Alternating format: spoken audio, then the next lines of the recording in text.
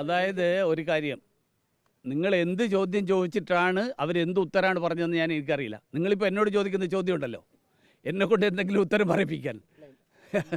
അതുകൊണ്ട് അതല്ല, ഞാനത് പൂർത്തിയാക്കണമല്ലോ. കാരണം നിങ്ങൾക്ക് ചോദിക്കാനുള്ള അവകാശം പോലെ എനിക്ക് മറുപടി പറയാനുള്ളൊരു അവകാശമില്ലേ.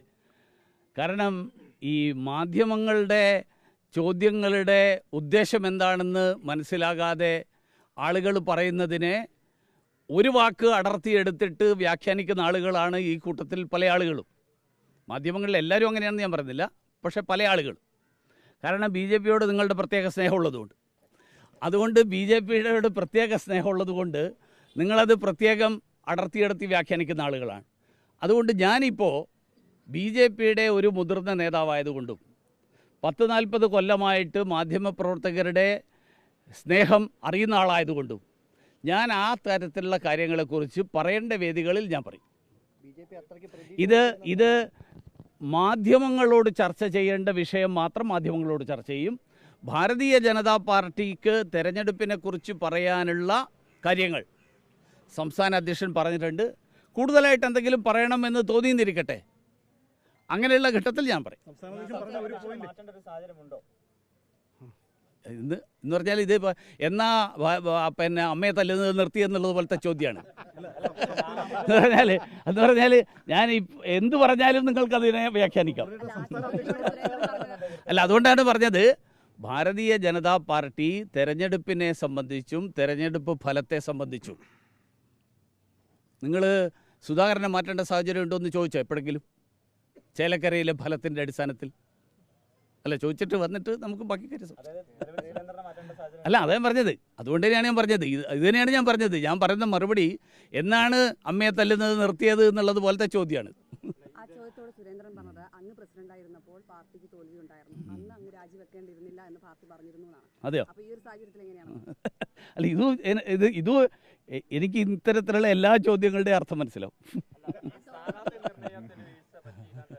അല്ല, അതാണ് പറഞ്ഞത്.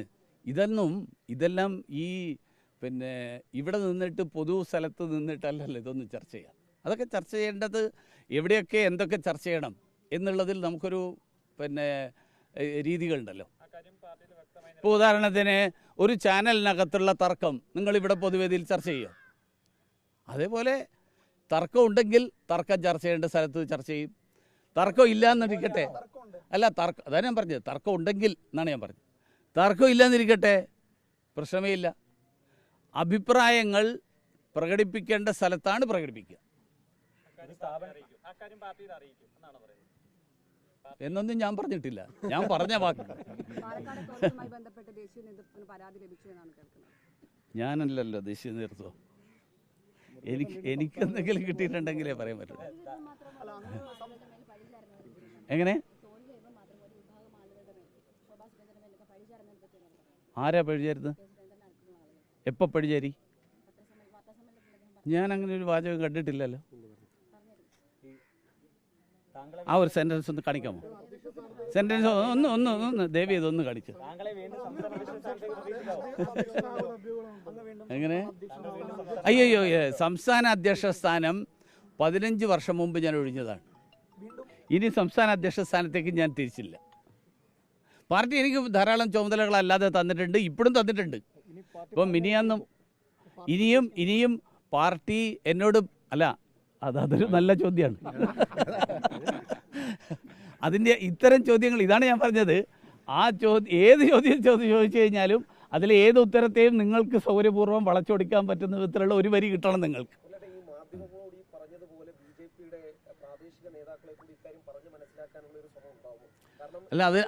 അല്ല എല്ലാ കാര്യങ്ങളും എല്ലാവർക്കും മനസ്സിലാവും.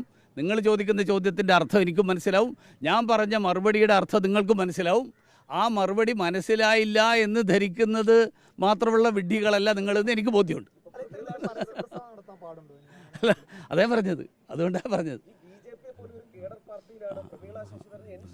കണ്ടില്ലേ സ്നേഹം? കണ്ടില്ലേ ബി ജെ പിയോടുള്ള സ്നേഹം? ഞാൻ മെമ്പർഷിപ്പ് ഉടനെ തരാം, ഉടനെ ഇന്ന് തന്നെ ജില്ലാ പ്രസിഡന്റ് ഇവിടെ തന്നെ ഉണ്ട്.